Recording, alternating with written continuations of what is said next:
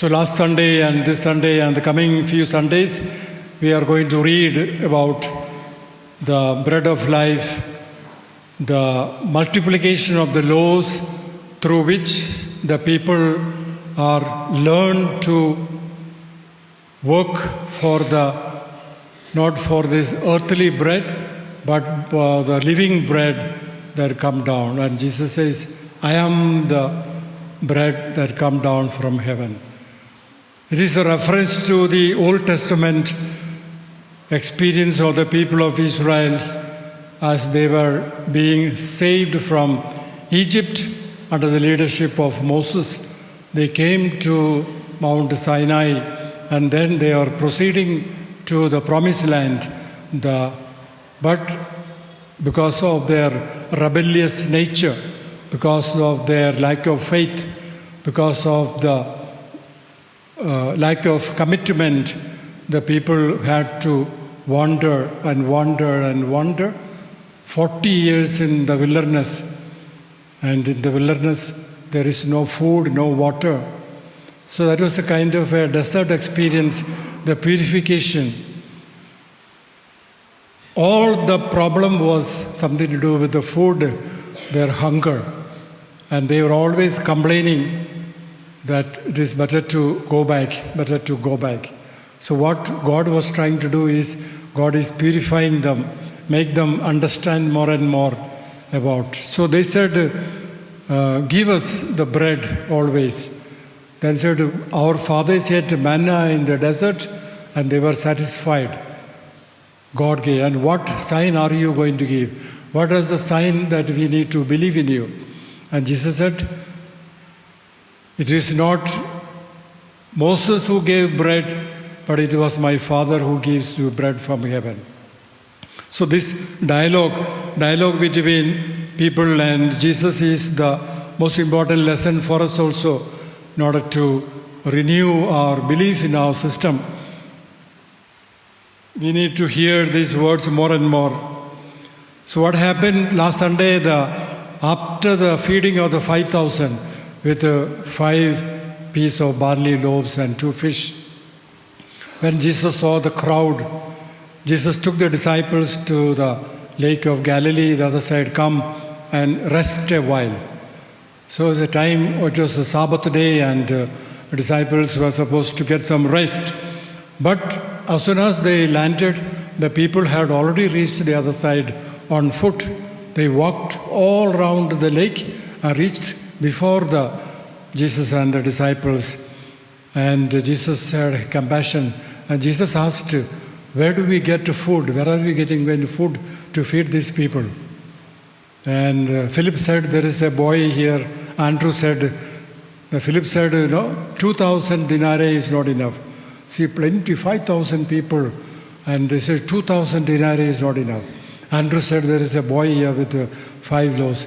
Jesus already knew. He's preparing them, no? So when we don't have food, we'll always be worried and searching. So that is the background. Then, after the feeding, they all departed and they wanted to make Jesus their king. This is the Messiah who is to come into this world. And they said, this is the king. Let us make him king.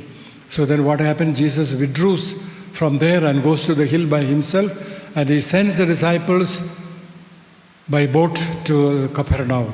And then at night Jesus walks across the lake. So all these are showing who Jesus is. The signs. Gospel of John is the book of signs. The sign that Jesus performed. So then, now today, when they saw Jesus was not there, so they got into the boat and went to Capernaum seeking Jesus. And they found, he asked, Rabbi, when did you come here? How did you come? Jesus said, truly, truly, I say to you, you seek me not because of the sign, but because you satisfied your hunger. And Jesus, do not labor for the food which perishes, but for the food endures to eternal life. What is our main preoccupation from Monday to Saturday? to make bread or getting bread. Sunday we sleep extra. So do not work for the truly, the food that does not last perishes, but for the food that endures. That is why we are here. So Sabbath day, not only working for the food, daily bread, but we are also here for our hunger, spiritual hunger, for the food which endures to eternal life, which the Son of Man is giving. And they said, then how do we have to believe? Believe in the work of God, that you believe in the Son whom He sent.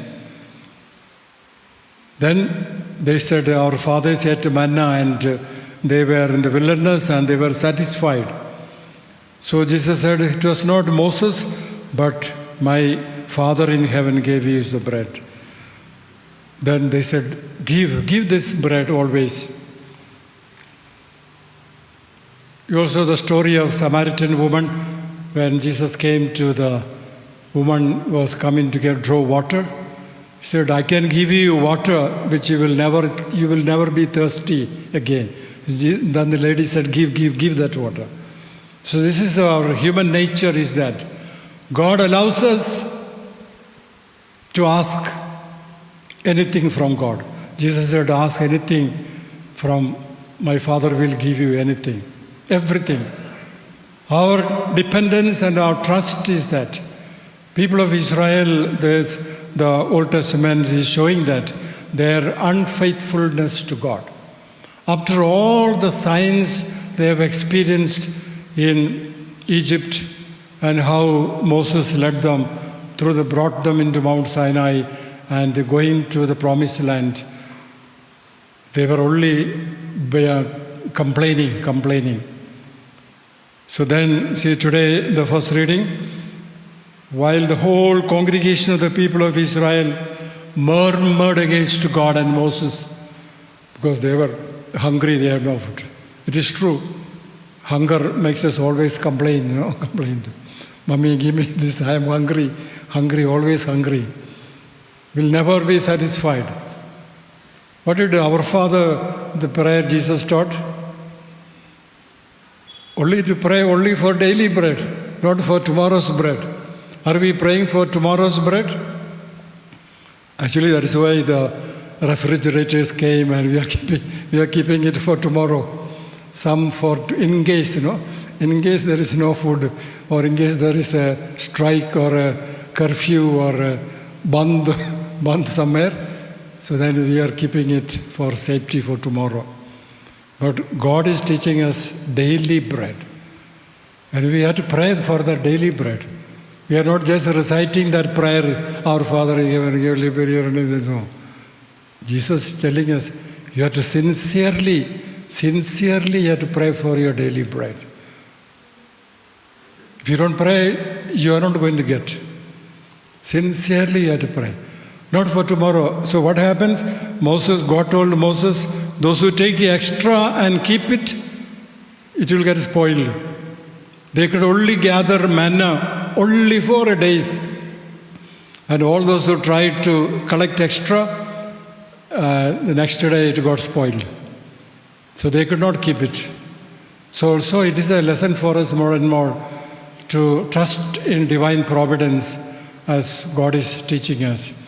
And above all, not only this food which will never satisfy, how much can we eat? A time will come, we will stop eating, is it not?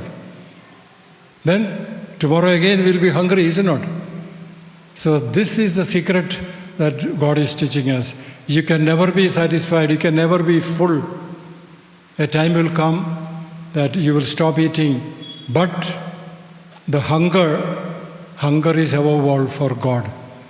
Thirsty and hunger for God is the secret of our spiritual life and also our earthly life. How long we are going to live, how many days, how many years, and so on. Our life is so short. Father who passed away, he had no sickness and he was so healthy, and suddenly he passed away, cardiac arrest. So life is so short. Our life is in the hands of God more and more. So that's why St. Paul says, Don't live like a pagans, but remove and trust in God, assuming that you are believing God is there to guide us more and more. So during this Eucharist, we thank God for giving us everything, answering all our prayers, answering all our needs, thanking Him for the gift of everything that God will never fail. God will always there to look after, care for us, and above all, feed us, nourish us with the bread that come down from heaven, which is Jesus Himself.